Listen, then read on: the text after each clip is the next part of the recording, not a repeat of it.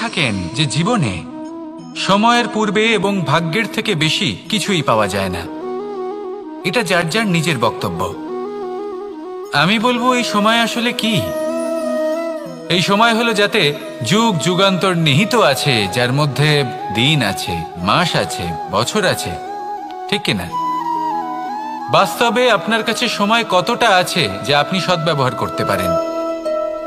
তখন থেকে আছে যখন থেকে আপনি নিজেকে বুঝতে শুরু করেন। ততক্ষণ আছে যতক্ষণ না আপনি এই সংসার ছেড়ে চলে যাচ্ছেন। শুধু এটুকু সময় আছে আপনার কাছে। আর যদি ভাগ্যের কথা বলা হয়, তাহলে ভাগ্য হলো সেই পরিস্থিতি যখন মানুষ নিজেকে সময়ের হাতে সমর্পণ করে দেন, তাকে ভাগ্য বলে। অর্থাৎ আপনি জীবনে পরিশ্রম করেছেন, বিপদের সম্মুখীন হয়েছেন, সামনে এগিয়ে গেছেন, কোথাও পৌঁছে গেছেন, এবং তখন আপনার মনে হলো যে ব্যাস এখানেই থেমে যাওয়া উচিত। তাহলে সেটাই হবে আপনার ভাগ্য।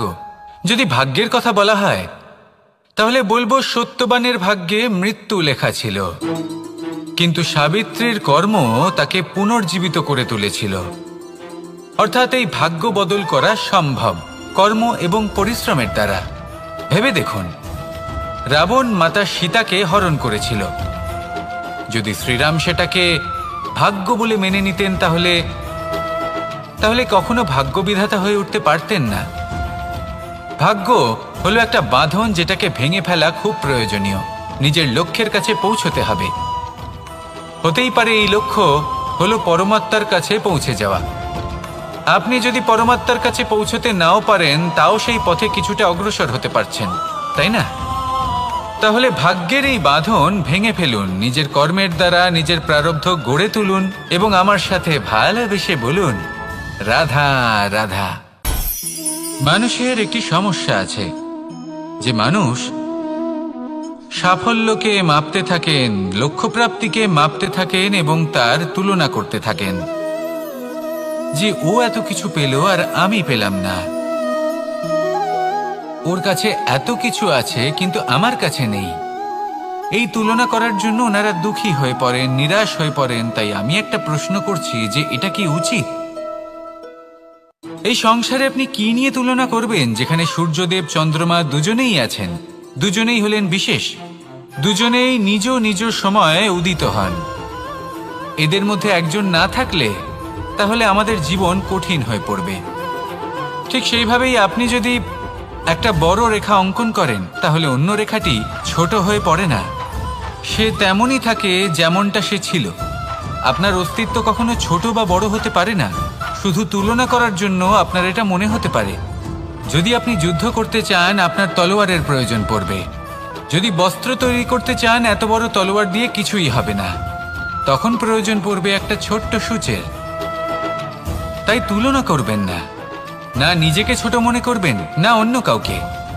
সবার সাথে সহযোগিতা করুন, আর যদি তুলনা করতেই হয় নিজের সাথে করুন, যে কাল আমি কেমন ব্যক্তি ছিলাম, আজ কি তার থেকে শ্রেষ্ঠ হয়ে উঠতে পেরেছি? ভেবে দেখুন ভবিষ্যতে গিয়ে আপনি কতটা শ্রেষ্ঠ ব্যক্তি হতে পারেন। আসুন আমার সাথে ভালোবেসে বলুন, রাধা রাধা। বস্ত্র আমাদের সকলের প্রিয়, এটা আমাদের জীবনযাপনের জন্য প্রয়োজনীয়। আমরা সবসময় চেষ্টা করি সেই বস্ত্র পরতে যা পরলে আমাদের দেখতে ভালো লাগে। কিন্তু কখনো এই কথা ভেবে দেখেছেন যে কিছু বস্ত্র যদি স্বচ্ছ হয়, তাহলে তা পুরনো হলেও দেখতে ভালো লাগে? ঠিক তেমনই যেমন কোনো খাবার যদি মশলাদার না হয়, অত্যন্ত সুস্বাদু নাও হয়, কিন্তু যদি তা গরম হয়, টাটকা হয়, তাহলে খেতে ভালোই লাগে। ঠিক সেইভাবেই যদি কোনো ব্যক্তি সুন্দর নাও হয়, কিন্তু তার কথা খুবই মধুর হয়, তাহলে সেই ব্যক্তি সকলের প্রিয় হয়। কোনো ব্যক্তি যদি ধনবান নাও হন, কিন্তু তিনি যদি গুণী হন, তাহলে এই সংসারে সম্মান লাভ করেন। সেই জন্য কখনো এই বিষয়ে দুঃখ পাবেন না যে আপনার কাছে ভৌতিক স্বাচ্ছন্দ্য নেই। আপনার কাছে সব থেকে বড় বস্তু, সব থেকে মূল্যবান বস্তু যেটা আছে, সেটা হলো আপনার আত্মা, আপনার মন, আপনার বিচারধারা, আপনার গুণ, আপনার কথা। এগুলো সবসময় শুভ রাখুন এবং সবসময় নিজের সাথে রাখুন। এই জীবন সফল হবে এবং প্রেমময় হয়ে বলে উঠবে, রাধা রাধা। নন্দ বাবাও খেলার ছলে খুব বড় বড় শিক্ষা দিতেন। অনেকদিন আগেকার কথা, বাবা আমার জন্য একটা মানচিত্র নিয়ে এলেন। এটা ছিল জম্বু দ্বীপের মানচিত্র, ঠিক যেন একটা ধাঁধা, যা টুকরো টুকরো করে বিভিন্ন দিকে ছড়ানো, যেগুলোকে আমায় জুড়তে হতো। ব্যাস শুধু এটুকুই ছিল আমার কাজ। আমি বারবার প্রচেষ্টা করলাম, কিন্তু বারবার অসফলই রয়ে গেলাম। বাবা এটা দেখলেন এবং হাসলেন। বাবা বললেন, একটা কাজ করো, এই প্রত্যেকটি অংশকে উল্টে রাখো। আমিও উল্টে রাখলাম। তারপরে দেখলাম প্রত্যেক অংশে মানুষের শরীরের কোনো না কোনো অংশ চিহ্নিত। কোথাও হাত আছে, পা আছে, কোথাও মুখ আছে। বাবা বললেন যে এবার এটা জুড়তে চেষ্টা করো। আমিও জুড়ে দিলাম।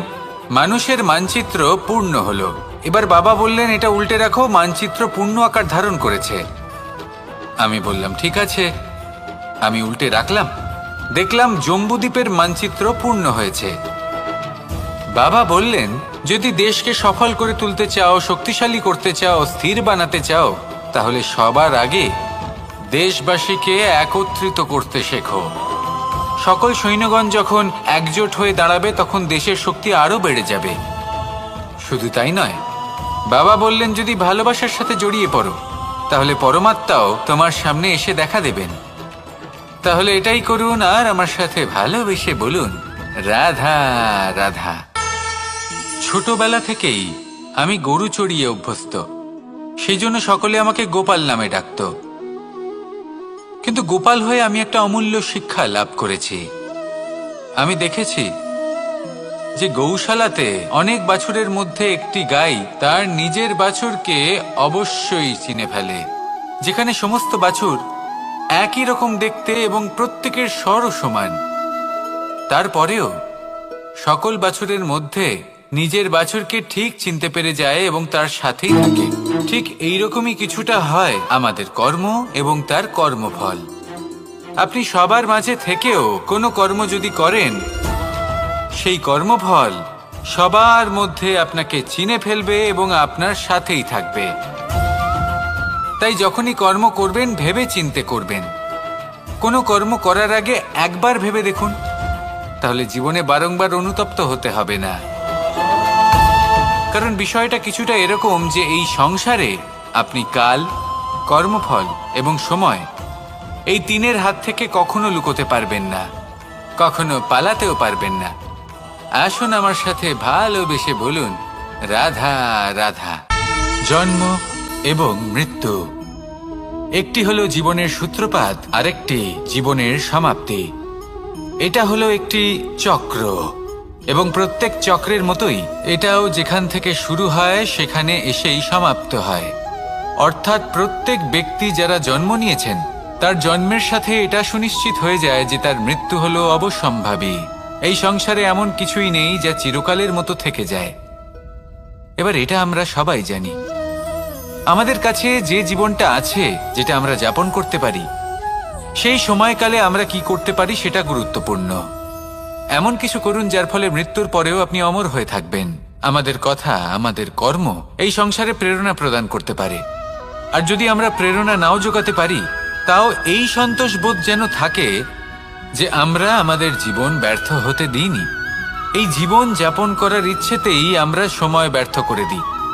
আর এই জীবনকে যাপন করার সর্বশ্রেষ্ঠ উপায় হলো এটাই যে কখন আমাদের মৃত্যু হবে, কিভাবে আমাদের মৃত্যু হবে, এই চিন্তা ত্যাগ করে যেন আমরা বর্তমানে বেঁচে থাকি, আজকে বেঁচে থাকি, আজকে দাঁড়িয়ে কর্ম করি এবং আজ যে সংকট সামনে তার সম্মুখীন হই। ভবিষ্যতের পথ নিজে থেকেই উন্মুক্ত হবে।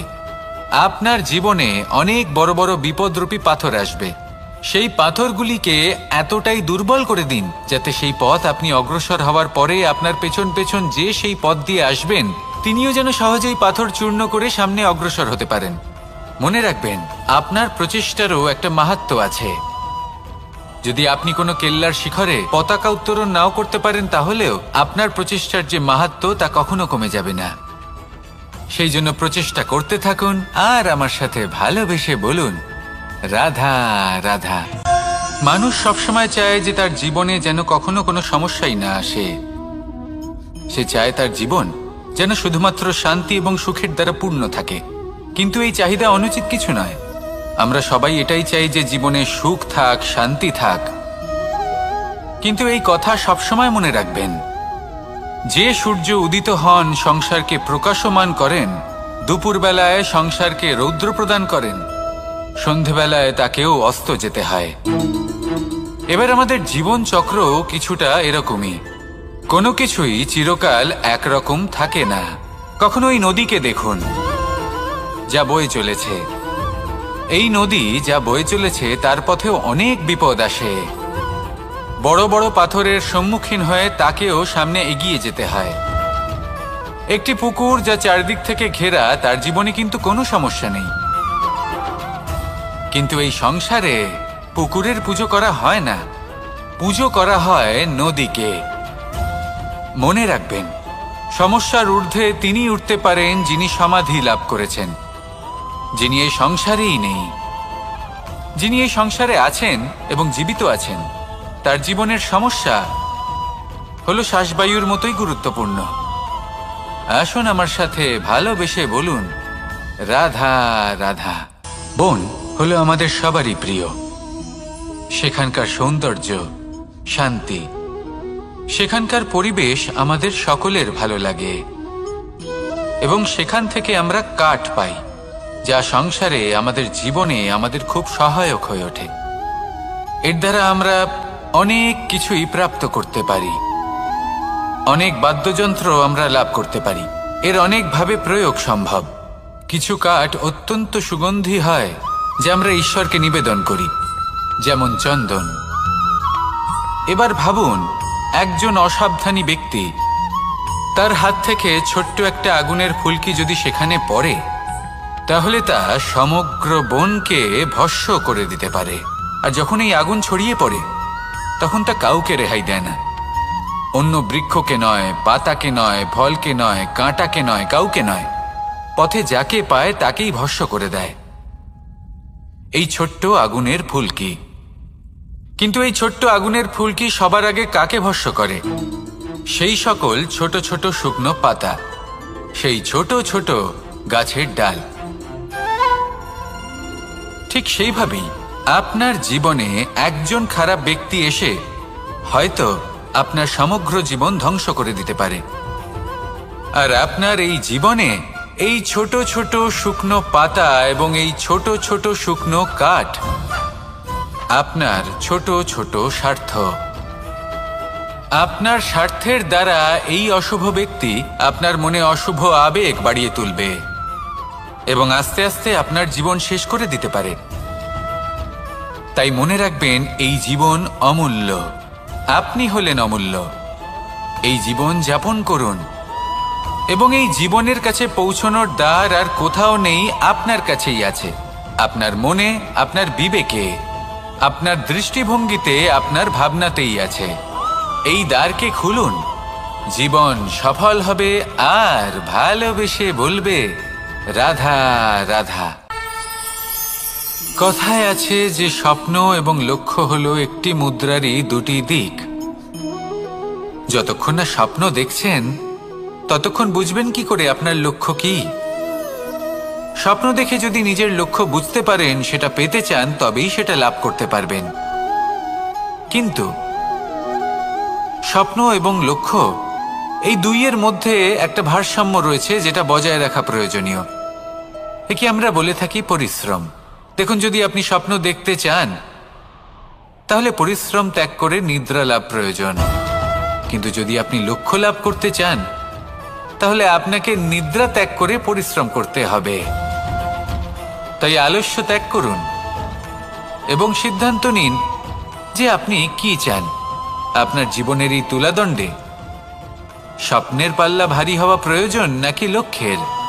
আমার মতে এই দুইয়ের মধ্যে যদি ভারসাম্য বজায় রাখেন, তবে পথ নিজে থেকেই সামনে আসবে। শুধু সেই পথে অগ্রসর হতে থাকুন এবং আমার সাথে ভালোবেসে বলুন, রাধা রাধা।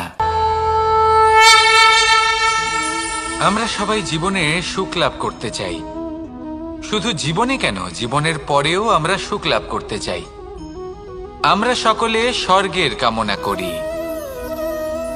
কিন্তু খুব সহজ একটা কথা, যদি আপনি স্বর্গলাভ করতে চান তাহলে প্রথমে মৃত্যু লাভ করতে হবে। আপনি যদি প্রাণই না দেন তাহলে আপনি স্বর্গলাভ কিভাবে করবেন, তাই না? শুধু এই ছোট্ট একটা বিষয় দ্বারা আমরা জীবনে অনেক কিছুই শিখতে পারি। যদি আপনার কোনো লক্ষ্য থাকে, কোনো মনোবাঞ্ছিত স্থান থাকে, কোনো বড় কাজ আপনি করতে চান, তাহলে সেই সবই হবে। কিন্তু শুধুমাত্র কামনা করলে হবে না, আপনাকে কর্ম করতে হবে, নিরন্তর প্রয়াস, পরিশ্রম, পথ খুঁজতে হবে, সামনে অগ্রসর হতে হবে।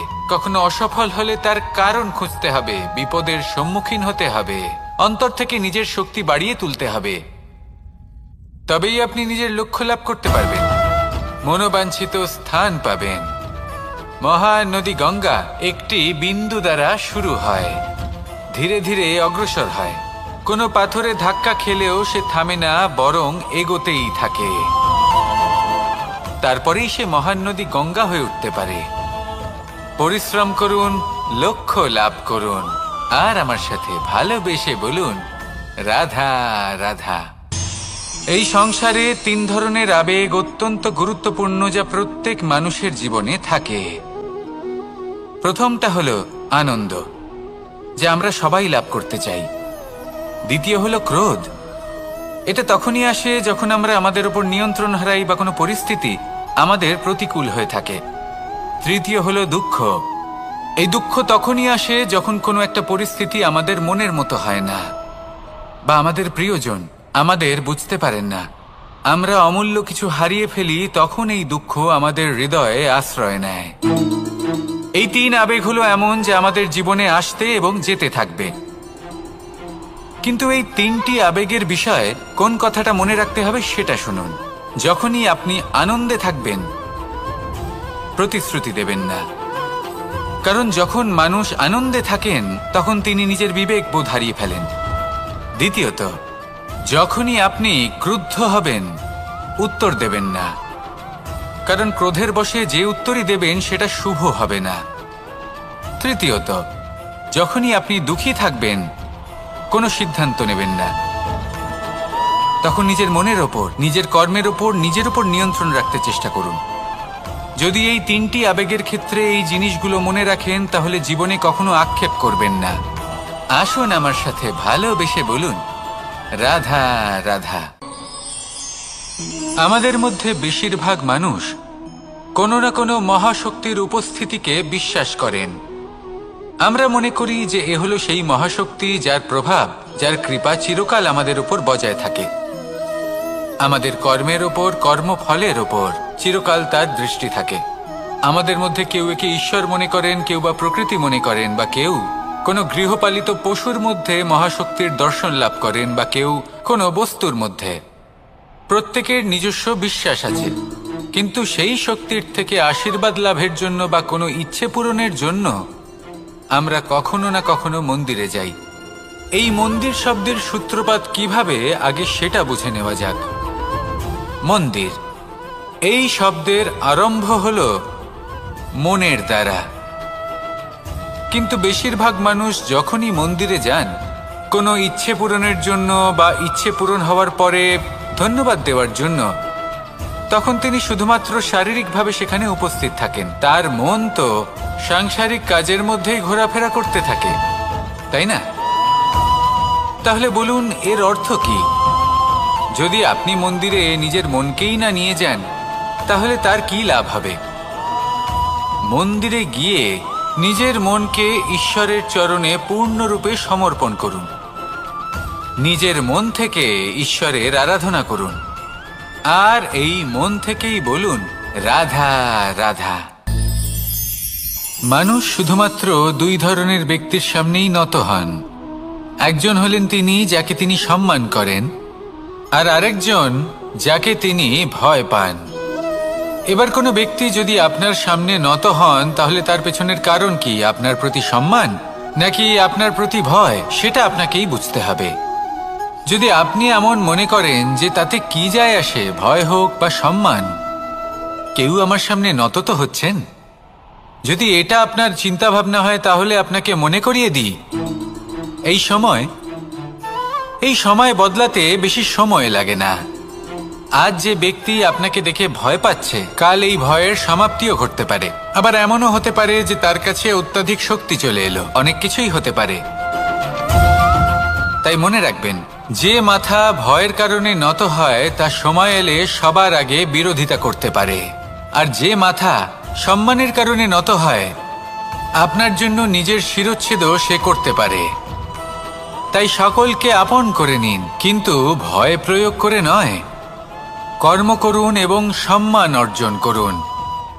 শুধু এটাই করুন আর আমার সাথে ভালোবেসে বলুন, রাধা রাধা। সূচের শেষে একটি ছিদ্র থাকে যার দ্বারা আমরা এই সুতো পরাতে পারি, আর তারপর সূচের সাহায্যে এই সুতো দিয়ে বস্ত্র সেলাই করা যায়। কিন্তু যদি সুতোটা সোজা করে ধরা না হয় তাহলে সূচে কখনো এই সুতো পরানোই সম্ভব নয়। যদি এতে কোনো গিঁট পড়ে তখন তা কখনোই এই ছিদ্র দ্বারা প্রবেশ করা সম্ভব নয়। ঠিক এইভাবেই যদি আপনি কারোর জীবনে প্রবেশ করতে চান, কারোর অন্তরে প্রবেশ করতে চান, তাহলে আপনাকেও সহজ থাকতে হবে। এতে কোনো গিঁট থাকলে চলবে না, অর্থাৎ মনে যাতে কোনো মালিন্য না থাকে, যেন কোনো কুচিন্তা না থাকে। যদি এসব থাকে তাহলে আপনি কখনো কারোর জীবনে প্রবেশ করতে পারবেন না। আর যদি কোনোভাবে আপনি প্রবেশ করেও যান তাহলে তার মনে ঘর করতে পারবেন না। নিজেকে এই সুতোর মতন করে তুলুন, সহজ। মনে যেন কোনো কুচিন্তা না থাকে, সবার প্রতি যেন সদ্ভাবনা থাকে, শুভ চিন্তা থাকে। এমনটা করতে থাকুন। এমন একটা দিন আসবে যেদিন এই সমস্ত সংসারের ব্যক্তির মনে আপনি বাস করবেন, আর তখন এই মন প্রসন্ন হয়ে বলবে, রাধা রাধা। সূর্য হলেন আমার অত্যন্ত প্রিয়। প্রতিদিন আমাকে নতুন শিক্ষা দিতে থাকেন। একবার সূর্যকে দেখুন। 4 প্রহর পর্যন্ত উনি অন্ধকার সহ্য করেন, তারপর আস্তে আস্তে উদিত হন। প্রথমে লাল, তারপর গেরুয়া, তারপর শ্বেত বর্ণ ধারণ করেন। আস্তে আস্তে আকাশে উদিত হন, আর তারপর সমস্ত সংসারে প্রকাশমান হয়ে উঠবেন। এ হলো সূর্যের তপস্যা, তার ধৈর্য, তার প্রতীক্ষা, তার পরিশ্রম, যার ফলে উনি সংসারে সর্বোচ্চ স্থান অধিকার করেছেন। যদি আপনিও এই সংসারে সূর্যের মতোই মহান হয়ে উঠতে চান, সূর্যের মতো এই সংসারে সর্বোচ্চ স্থান অধিকার করতে চান, তাহলে আপনাকে সূর্যের মতোই তপস্যা করতে হবে, প্রতীক্ষা করতে হবে, ধৈর্য ধরতে হবে, পরিশ্রম করতে হবে। তবেই এই সংসারে আপনি সম্মান লাভ করবেন, যশ লাভ করবেন। আসুন আমার সাথে ভালোবেসে বলুন, রাধা রাধা। স্বপ্ন, আমরা জীবনে স্বপ্ন দেখতে থাকি, সেটা পূরণ করার পূর্ণ প্রয়াস করে থাকি। কিন্তু এই স্বপ্ন পূরণ না হওয়ার পরিস্থিতিতে আমরা ভেঙে পড়ি, ছিন্ন বিচ্ছিন্ন হই, আর তারপর এই বোঝা আমরা আগামী প্রজন্মের ওপর রীতিমতো চাপিয়ে দিই। আমরা এটাই মনে করি যে আমরা যেটা হতে পারিনি সেটা আমাদের সন্তান অবশ্যই হবে। আমরা যা কখনো পাইনি আমাদের সন্তান অবশ্যই তা পাবে। এটা যে অনুচিত সেটা আমরা ভাবি না, কিন্তু এটা ভুল, আর এই ভুল আমরা সকলেই করে থাকি। সন্তান প্রকৃতি আর পরমাত্মার আশীর্বাদ। ওদের ভেতরে তাদের নিজের একটা অস্তিত্ব লুকিয়ে থাকে।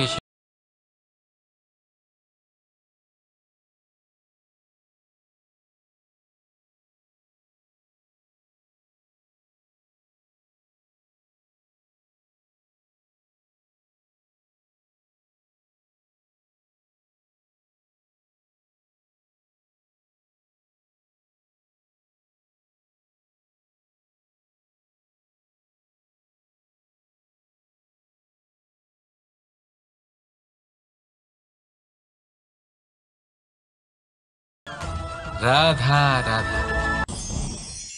এই পুকুর দেখছেন আপনি? পুকুরের জল কখনো প্রবাহিত হয় না, একই স্থানে জমে থাকে, আর সেই কারণে কিছুদিন পর ময়লা হতে শুরু করে। কিন্তু তাও আমরা একে ত্যাগ করি না, আমরা তবুও একে পুজো করি, শুধুমাত্র এই কারণে নয় যে অতীতে সে আমাদের তৃষ্ণা মিটিয়েছে, কিন্তু এই কারণেও যে যদিও বা সে ভবিষ্যতে আমাদের তৃষ্ণা না মেটায়, কিন্তু প্রয়োজন হলে আগুন অবশ্যই নেভাতে পারে। ঠিক সেই রকমই হয় আমাদের সম্পর্ক, সম্পর্ক যা আমরা বহু বছর পরিশ্রম করে তৈরি করি, যে দরকার পড়লে আমাদের সহায়ক হয় কোনো না কোনোভাবে। সেই জন্য সম্মান করতে শিখুন এই সম্পর্কগুলিকে, শিখুন এই সম্পর্কগুলিকে অটুট রাখতে। কথায় কথায় এই সম্পর্কগুলিকে ভেঙে দিতে শিখবেন না। রাধা রাধা। বিষ, এই শব্দটা শুনলেই মনে অনেক কল্পনা জন্ম নেয়। কল্পনা অসহ্যকর তিক্ততা, কল্পনা অত্যন্ত বেদনাদায়ক মৃত্যু। এবার যদি আপনাকে জিজ্ঞেস করা হয় যে সবচেয়ে বিষাক্ত বিষ কোনটা, তাহলে আপনি কি বলবেন? কেউ বলবে সর্পের বিষ, কেউ বলবে কাঁকড়া বিছের, কেউ বলবে কালকিউটের বিষ। কিন্তু না, এই সমস্ত রকম বিষ সেই বিষের সামনে টিকতে পারবে না যাকে আমরা বলে থাকি কানের মধ্যে ঢালা বিষ। শুনতে অত্যন্ত মিষ্টি, কিন্তু তিক্ততায় অত্যন্ত বিষাক্ত। পেটের মধ্যে যাওয়া এই বিষ শুধুমাত্র একটি মানুষের মৃত্যুর কারণ হয়, কেবল একটি। কিন্তু কানের মধ্যে ঢালা এই বিষ একাধিক সম্পর্কের নাশ করতে পারে। আর এটাতে সেই ব্যক্তির ভুল নেই যে আপনার কানে বিষ ভরেছে, আপনি তাকে দোষ দিতে পারেন না। এখানে দোষ আপনার নিজের, যে এই বিষকে আপনি নিজের উপরে প্রভাব ফেলতে দিয়েছেন, এই বিষকে সুযোগ দিয়েছেন আপনার ক্ষতি করতে। এটা আপনার ভুল। সেই জন্য কুমন্ত্রণায় কখনো কান দেবেন না। আপনার মনে ভালোবাসার দৃঢ়তা জাগিয়ে তুলুন আর নষ্ট করে দিন এই সংসারের সমস্ত বিষের প্রভাবকে। রাধা রাধা। জীবন, আমাদের এই জীবন, সুখ আর দুঃখ, এই দুইয়ের মিশ্রণ। এদের সংমিশ্রণই জীবনের ভারসাম্য বজায় রাখে। এখন এই সুখ, সুখ এমন এক বস্তু যাকে সবাই খুঁজে চলেছে। দুঃখ এমন এক অনুভূতি যা সবার কাছে আছে। আমাদের প্রত্যেকের জীবনে সুখ আর দুঃখ আসতে থাকবে আর যেতেও থাকবে, এটা অবশ্যই জীবনে থাকবে। কিন্তু সফলতা, এটা সবার জীবনে আসে না। কেন? কারণ এই সফলতা সুখ আর দুঃখের দ্বারা প্রাপ্ত হয় না। সফলতা প্রাপ্ত হয় নিজের উপরে বিশ্বাস করতে থাকলে। আকাশের ওই সূর্যকে দেখুন, সূর্যের বিশ্বাস আছে নিজের উপর যে সে সমস্ত জগৎকে আলোকিত করতে পারবে, নিজের প্রথম রশ্মি দিয়ে অন্ধকারকে দূর করতে পারবে। সূর্য এই বিশ্বাস নিয়েই আসে, আর কিছুক্ষণের মধ্যেই সমস্ত সংসার থেকে অন্ধকারকে বিনাশ করে ফেলে সে। তাহলে মনে রাখবেন, এই সুখের আভাস, এই দুঃখের অনুভূতি আসতেও থাকবে আর যেতেও থাকবে। শুধু নিজের উপরে বিশ্বাস রাখুন, তারপর দেখবেন এই সফলতা আপনার দাস হয়ে থাকবে। রাধা রাধা। চাঁদ কত শ্রেয়, শুভ্র, কত সুন্দর। কিন্তু যদি আপনি মনোযোগ সহকারে দেখেন তাহলে দেখবেন এই চাঁদেও দাগ আছে। আর এই দাগগুলি থাকার কারণে কি এই চাঁদের মাহাত্ম্য কখনো কমে যায়? কখনো নয়। এর কারণ হলো চাঁদের নিরন্তর চেষ্টা। একবার এই আকাশে দেখুন, এই অন্ধকার সবসময় চেষ্টা করে চাঁদকে ঢেকে দেওয়া, কিন্তু এই চাঁদ সবসময় এই অন্ধকারের সাথে লড়াই করতে থাকে। অমাবস্যা থেকে শুরু করে চাঁদের এই যাত্রা পূর্ণিমা অবধি পৌঁছেই যায়, আর তাই এই চাঁদের পুজো করা হয়। এই কারণে এই চাঁদকে মাহাত্ম্য দেওয়া হয়। এইভাবেই যদি আপনার মধ্যে কোনো দোষ থাকে, কোনো খারাপ কিছু থাকে, তাহলে সেটা কোনো বড় ব্যাপার নয়। চেষ্টা করুন সেটাকে শুধরে নেওয়ার, কিন্তু সেই কারণে নিজেকে খারাপ মনে করা এটা অনুচিত। নিজের ভুলগুলো, নিজের দোষগুলো, নিজের খারাপ দিকের কথা ভুলে আপনি এই সংসারের ভালোর দিকে প্রস্থান করেই দেখুন না। আপনি দেখবেন আপনার অন্তরের তেজ ঠিকরে বেরোচ্ছে। রাধা রাধা। এই পিঁপড়েদের দেখছেন আপনি? সবাই একই রকমের। এদের মধ্যে তফাৎ খুঁজে বার করা অসম্ভব। মনে হয় যেন ওদের আলাদা আলাদা অস্তিত্বই নেই। কিন্তু যদি আপনি মন দিয়ে দেখেন, তাহলে দেখবেন প্রতিটা পিঁপড়ের আলাদা কাজ নির্ধারিত। তাদের আলাদা অস্তিত্ব আছে। কেউ বাড়ি বানানোর জন্য মাটি সংগ্রহ করতে পটু, কেউ ঢিপি বানাতে পটু, কেউ খাবার খোঁজায় পটু, আবার কেউ সেই খাবার আনায় পটু। ঠিক সেরকমই হয় মানুষেরা। মনে হতেই পারে সবাই একই রকম, কিন্তু প্রতিটা মানুষের ব্যক্তিত্ব, প্রতিটা মানুষের অস্তিত্ব ভিন্ন হয়। আর সত্যি কথা বলতে কি, প্রতিটা মানুষের ভিন্নতাই আমাদের প্রগতির দিকে নিয়ে যায়। ভাবুন, যদি আপনাকে কারোর সাথে হাত মিলিয়ে চলতে হয়, তাহলে আপনাকে আপনার সোজা হাত তার উল্টো হাতে ধরে এগোতে হবে। এটাই সৃষ্টিকর্তার সৃষ্টির নিয়ম। ভিন্নতা, এই ভিন্নতাকে আশীর্বাদ ভেবে চলুন। এতে কোনো খারাপ নেই। রাধা রাধা। দাদা আমাকে বহুবার জিজ্ঞেস করেন যে, কানাই, তুমি রাধার সাথে এই সংসারকে প্রেম শেখাতে এসেছো, তাহলে কেন তুমি রাধাকে এত বিরক্ত করো?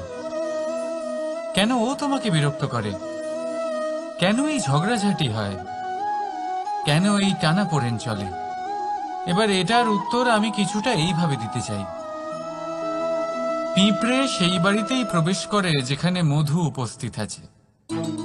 যদি আপনার বাড়িতে মধু থাকে, কোনো মিষ্টি জিনিস থাকে, মিষ্টত্ব থাকে, তাহলে পিঁপড়ে সেখানে অবশ্যই প্রবেশ করবে। ঠিক এইরকমই হয় আমাদের সম্পর্ক।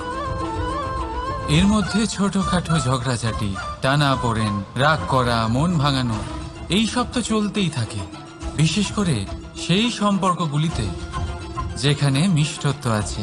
মনে রাখবেন, যেই সম্পর্কে কোনো খুনসুটি নেই, রাগ করা, মান ভাঙানো নেই, কোনো ছোটখাটো ঝগড়াঝাটি নেই, সেই সম্পর্ক শুধুমাত্র মস্তিষ্ক দিয়ে পালন করা হচ্ছে,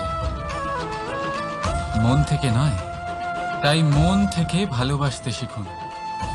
আর এই ছোটখাটো ঝগড়াঝাটির, এই অম্ল মধুর খুনসুটির আনন্দ উপভোগ করুন, কারণ এতেও ভালোবাসা আছে। রাধা রাধা। এই পুস্তক বড়ই কাজের জিনিস। কাহিনী হোক, কবিতা হোক, স্মৃতি হোক, এতে যাই লিখে দেবেন তা ভবিষ্যতের পুঁজি হয়ে যাবে। কিন্তু যদি কখনো এমন হয় যে এই পুস্তক ময়লা হয়ে যায়, বা যদি কোনো পাতায় আপনি ভুল করে কালি ফেলে দেন, বা কোনো বাক্য লিখতে গিয়ে আপনি ভুল করে ফেলেন, তাহলে আপনি কি করেন? সেই পুস্তক কি আপনি তুলে ফেলে দেন?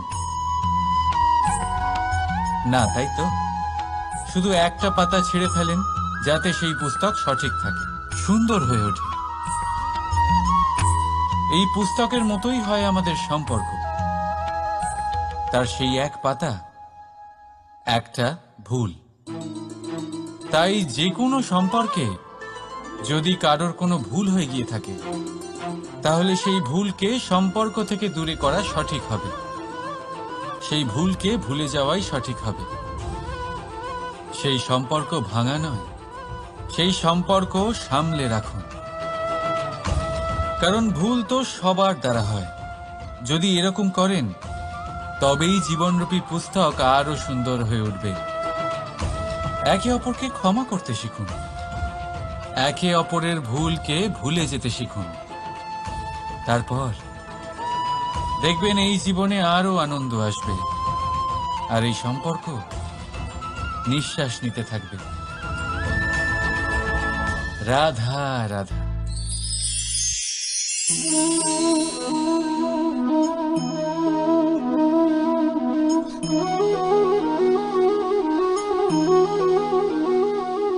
আমার এই ছায়া দেখতে পাচ্ছেন আপনি? প্রকাশের স্রোত যখন মধুর আর দূরে থাকে, তখন এই ছায়া লম্বা হয়ে যায়। কিন্তু যেই প্রকাশের স্রোত মাথার উপরে চলে আসে, এই ছায়ার আকার ক্রমশ ছোট হতে থাকে, আর অন্ধকারে তো এই ছায়া বিলুপ্ত হয়ে যায়। কিছুটা এরকমই হয় আমাদের অহংকার। সুখের আগমন হলে, বৈভবের উপলব্ধিতে এটা বাড়তে থাকে। কিন্তু যেই সংকটের তাপ বেড়ে ওঠে, অহংকার ছোট হতে থাকে। আর যখন সংকটের এই অন্ধকার আমাদের চারিদিক থেকে ঘিরে ধরে, তখন এই অহংকার আমাদের ছায়ার মতোই বিলুপ্ত হয়ে যায়। তাই সেই কারণে